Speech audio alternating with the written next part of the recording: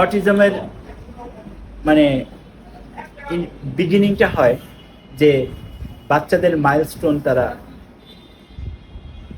Meet করে।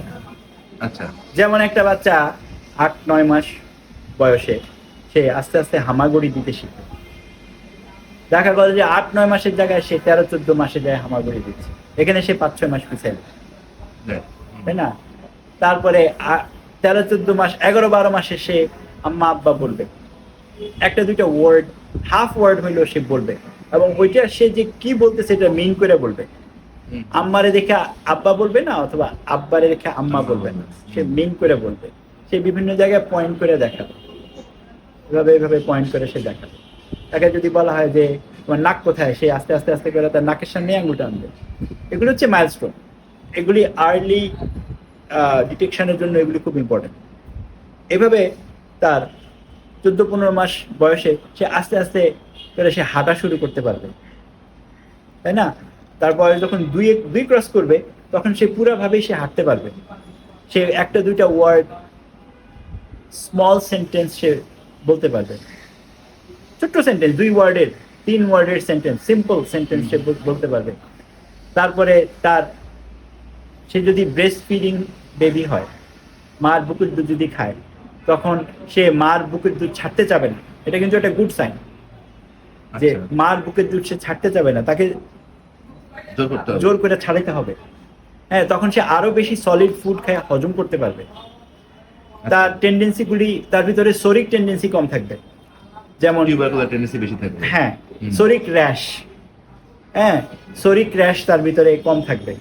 যে একটু পেট খারাপ হলো, একটু জ্বর আসলো, সারা শরীরে র্যাশ দেখা দিল, অথবা চুলকানি দেখা দিল, অথবা এক্সিমার মতো দেখা দিল, যেটা অ্যালোপ্যাথিতে বলে যে এটা ভাইরাল র্যাশ। প্রথম টেস্ট করে MMR এর জন্য, মিজেলসের টেস্ট করা হয়। কোনো এই ধরনের এই বয়সের বাচ্চাদের র্যাশ আসলে প্রথম আগে MMR এর টেস্ট করে যে মিজেলস আছে কিনা। যদিও মিজেলস খুব আনকমন, তারপরেও মিজেলসের টেস্ট করা হয়। তারপরে টেস্ট করা হয় যে তার স্কিনের ভিতরে স্কিন টেস্ট করা হয়।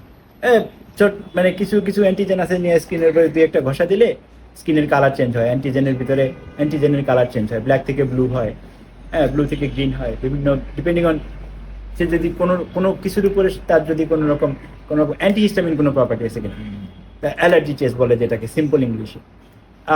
তার এই ধরনের অ্যালার্জি কম থাকবে। কেন্ট বলে গেছিলেন যে মার প্রথম ট্রাইমেস্টারে তাকে হাই পোটেন্সি সালফার দেওয়ার জন্য, অ্যান্টিসরি। তখন তো অ্যান্টিসরি বলতে সালফারে ছিল, কারণ কেন্টোসরি নাম নিয়ে বেশি করেন নাই। কেন্টের প্রাইমারি রিসার্চ ছিল মানে মাস্টার অ্যান্টিসরি ছিল তার সালফার। তো এই ধরনের মাইলস্টোনগুলি যখন পিছাইতে থাকে, তখন প্যারেন্টদের চিন্তা করা উচিত, বাবা মার চিন্তা করা উচিত যে তার একটা মেডিকেল ইভ্যালুয়েশন দরকার। ওইখান থেকে যদি তার ইভ্যালুয়েশনে দেখা যায় যে অটিজমের কিন্তু সব অটিজমের বাচ্চাদের মানে পানিতে ফালাই দিতে হবে এরকম কোনো কথা কিন্তু নাই। হাই ফাংশনিং অটিজমের বেশিরভাগ স্টুডেন্টরা, বেশিরভাগ বাচ্চারা, বেশিরভাগ কেস অনেক ভালো থাকে। স্পেশালি হোমিওপ্যাথিতে তো মানে ব্রিলিয়েন্ট রেজাল্ট হয় হাই ফাংশনিং অটিজমে। অ্যালোপ্যাথিতে তো হয়, অ্যালোপ্যাথির থেকেও হাই ফাংশনিং অটিজমে হোমিওপ্যাথিতে ব্রিলিয়েন্ট রেজাল্ট। অটিজমের যেই কোনো স্পেকট্রামের যেই কোনো লেভেলে হোমিওপ্যাথিতে সবচেয়ে ভালো রেজাল্ট হয় 2টা প্যাথির ভিতরে। আর যদি কেউ আকুপাংচার অ্যাড করতে পারে তার সাথে, তাহলে তো মার্ভেলাস। আচ্ছা, আকুপাংচার, আকুপ্রেশার যদি কেউ অ্যাড করতে পারে তাহলে তো মার্ভেলাস রেজাল্ট হয়। মানে এত ভালো রেজাল্ট হয় যে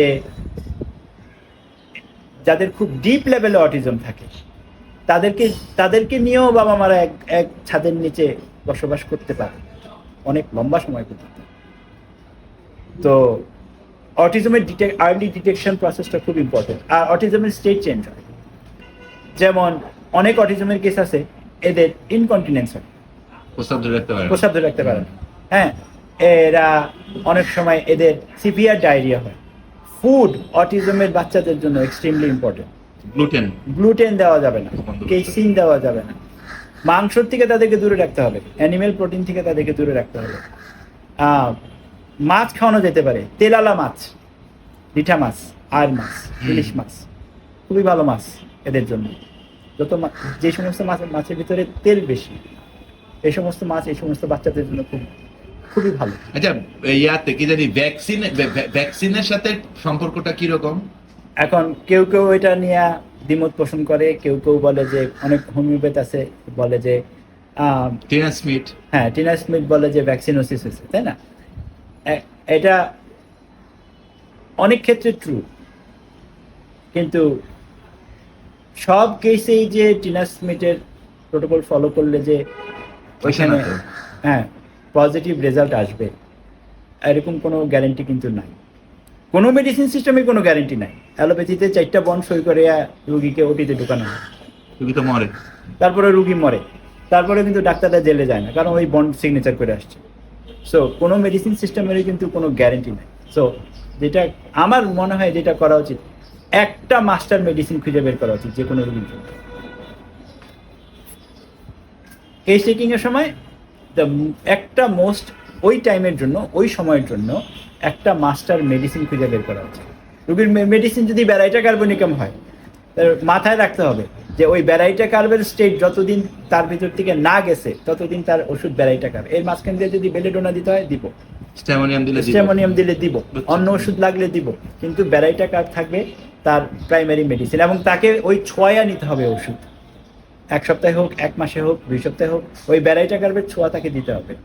200C দিয়ে বসে থাকলে হবে না, ওয়াচ করতে হবে। অটিজমের কেস প্রচুর ফলো আপ লাগে, প্রচুর পরিমাণে ফলো আপ লাগে, ইভেন কি উইকলি ফলো আপ পর্যন্ত লাগে। আমি উইকলি ডেইলি ফলো আপ পর্যন্ত করি। যে সমস্ত কেস ইমপ্রুভ করতেছে, সিগনিফিকেন্ট ইমপ্রুভ হচ্ছে, তারপরও কিছু বলার নাই, তারপরও বাবা মাদেরকে ফোন করে জিজ্ঞাসা করি যে কেমন আছে, কেমন আছে, ডে টু ডে। যদি কাগজে লেখা রাখতে হয় তাহলেও কাগজে লেখা রাখতে হলেও কাগজে লেখা রাখতে হবে। কারণ হোমিওপ্যাথিটা হচ্ছে, এলএম খান স্যার বলছেন যে হোমিওপ্যাথি ক্রিয়েট হয়েছে বেড সাইডের জন্য, রোগীর বিছানার পাশে দিয়ে দেখবো হোমিওপ্যাথি। এটা হচ্ছে true homeopathy, proper homeopathy, simple homeopathy, Kentian homeopathy, Hahnemannian homeopathy. Hahnemann ঘোড়ার উপরে ওষুধ নিয়ে ঘুরতেন। ওই ঘোড়ার, তখন তো রাস্তার এরকম পিচ ঢালা রাস্তা ছিল না, তখন তো পাথর দিয়ে রাস্তা বানাইতো। ওই ঘোড়ার খুরের ভিতরে আর পাথরে ঝাঁকা খাইতে খাইতে ওষুধের সাকাশন হইতো। হ্যানিম্যান যায় মানুষের বাসায় বাসায় যায় ওষুধ দিয়ে আসতে। এখন মডার্ন আমলে তো আর বাসায় বাসায় যায় ওষুধ দেওয়া সম্ভব না। এখন আমরা জুমে ওষুধ দিই, গুগল মিটে ওষুধ দিই, তাই না? আমাদের এখন আর ইস্কাটন থেকে আমাদের সেই মোহাম্মদপুর যায়া আধা ঘন্টার মধ্যে যাওয়া আসা করা সম্ভব না, তাই না? সারাদিন লেগে যাবে, অর্ধেক দিন লেগে যাবে। তো আমরা কি করব? আমরা করবো যেটা, সেটা হচ্ছে, আমি মনে করি হয়তো এটা অন্যদের সিস্টেম না, কিন্তু আমার সিস্টেম যেটা, যে একটা টেক্সট মেসেজ তো করা যায়, ভালো আছে কিনা। হ্যাঁ, এটা হয় কি, এটা প্র্যাকটিশনারের উপরে বাবা মার কনফিডেন্স বাড়ে, নাম্বার 1। এটা একটা কনফিডেন্সের ফ্যাক্টর আছে। রোগী ইমপ্রুভ করতেছে না, সিগনিফিকেন্টলি ইমপ্রুভ করতেছে না, তারপরও বাবা মা মনে করে যে এই লোকটা তো কেয়ারিং, হ্যাঁ, এই লোকটা কেয়ারিং। আমাদের কেয়ারিং হইতে হবে। আমরা কিন্তু যত 2-3টা রেমেডির মেইন ইন্ডিকেশন বলো না। অ্যাগারিকাস, তারপরে অপিয়াম, যেগুলো তুমি বেশি ইউজ করো, তারপরে হচ্ছে রাইট। অটিজমের মায়াজমের ডিফারেন্সিয়েশন আছে। অটিজমের যে কোনো মায়াজমেটিকলি যেই কোনো মেডিসিন সামনে এসে দাঁড়া যেতে পারে। এটা আবার আরেকটা প্রিপারেশনের ব্যাপার, যে মায়াজমেটিকলি আমার রোগীর সামনে আমার কি আছে। অনেক সময় অটিজমের ফ্লেয়ার আপ কন্ট্রোল করতে হবে, যেমন অ্যাগারিকাস। আচ্ছা, অ্যাগারিকাস হচ্ছে নার্ভাস সিস্টেমের সিভিয়ার অ্যাজিটেশন। মানে অ্যাগারিকাস এমন একটা ওষুধ যে এর 4টা-5টা শেড আছে। অ্যাগারিকাস আমরা কার হাত এভাবে পড়ে যাচ্ছে ওইখানেও অ্যাগারিকাস দিতে পারি। আবার অ্যাগারিকাস আমরা দিতে পারি যে সে রাস্তায় দাঁড়াইছে, সে লাক্স মোশনের মতো রাস্তায় দাঁড়াইছে, যে ডান দিকে তাকাইছে, যে বাম দিকে কি আছে তার মনে নেই। এটাও কিন্তু অ্যাগারিকাস। অ্যাগারিকাস আমরা ওইভাবেও দিতে পারি যে তার এত বেশি সেন্ট্রাল নার্ভাস সিস্টেমে অ্যাজিটেশন, যে অ্যাগারিকাস হচ্ছে লিডামের 10 টাইমস অফ লিডাম। কিন্তু অ্যাগারিকাসের অ্যাজিটেশনটা হচ্ছে একদম ডিপ লেভেলের nervous system. The deepest level, একদম মানে যেই আমাদের সেরিব্রোস্পাইনাল ফ্লুইড, যে আমাদের সেরিব্রাল হিমোস্ফিয়ার থেকে আমাদের মেরুদণ্ড দিয়া অল দ্য ওয়ে যে নিচে ট্রাভেল করে, এটা হচ্ছে আমাদের deepest level of our nervous system. অ্যাগারিকাসের কাজ হচ্ছে ওই লেভেলে। অ্যাগারিকাস খুবই ডিপ অ্যাক্টিং রেমেডি অটিজমের জন্য। নেক্সট ডিপ অ্যাক্টিং রেমেডি, সেটা অনেক রেমেডি আছে, কিন্তু মানে প্রমিনেন্ট দু একটা যদি আমরা চিন্তা করি, সেটা হচ্ছে বুফো। বুফো কিন্তু শর্ট অ্যাক্টিং রেমেডি। বুফোর অ্যাকশন কিন্তু ছোট, হ্যাঁ অ্যাকশন কিন্তু ছোট, তার রানওয়ে খুব ছোট। কিন্তু বুফোর পিকচারটা হচ্ছে মানুষটা অনেক বড় সাইজে, আচ্ছা কিন্তু তার অ্যাকশন হচ্ছে ব্যারাইটা কার্ভের মতো। আচ্ছা, মানুষ ছোট, সরি, মানুষ হচ্ছে অনেক বড়, মানুষ হলো 5 ফিট 5 ইঞ্চি, বয়স হচ্ছে 13।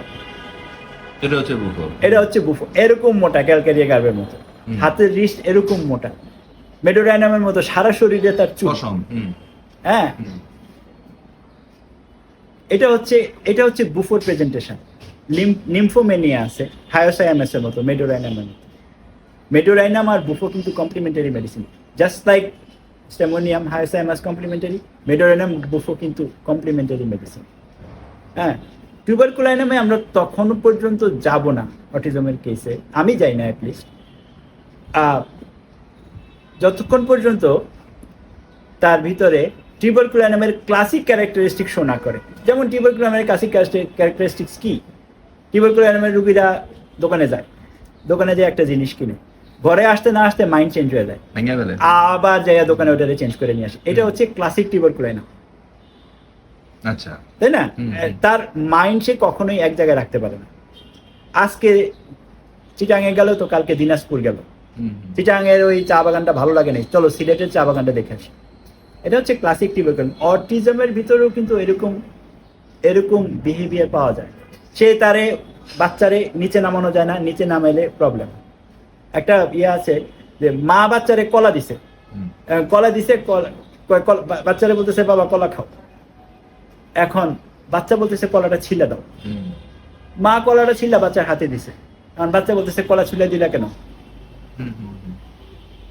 এটা হচ্ছে তার মানে কলা কি সে ছোকলা সহ খাবে নাকি ছিলা খাবে, এটাই তার মাইন্ড সে এক জায়গায় রাখতে পারে।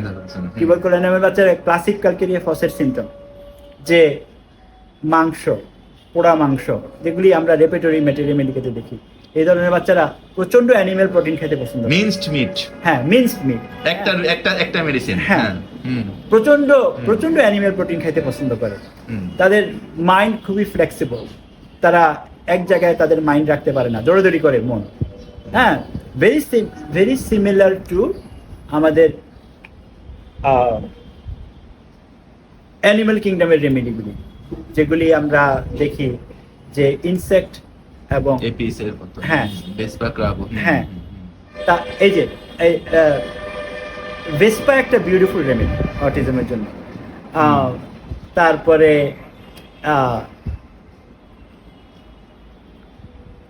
আমাদের অনেক অ্যানিমেল রেমেডি আছে, অগণিত অসংখ্য অ্যানিমেল।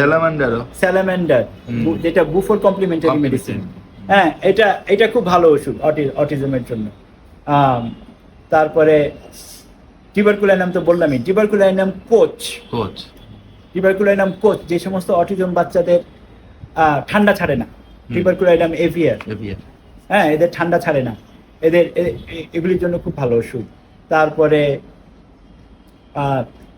ট্যারেন্টুলা গ্রুপের মেডিসিনগুলি, এবং ট্যারেন্টুলা ওষুধটা এটা ক্লিনিক্যাল অবশ্য, এটা ইয়ে না, খুব একটা যে থিমেটিক প্রেসক্রিপশন এরকম না। আমি ট্যারেন্টুলাতে দেখছি ট্যারেন্টুলা রিপিট করতে হয় প্রত্যেক মাসে, 6 সপ্তাহে 1 ml। স্লো কাজ করে মনে হয় কিছুটা। হ্যাঁ, ট্যারেন্টুলা স্লো কাজ করে, কারণ ট্যারেন্টুলা রিপিট করতে হয়। এবং তারপরে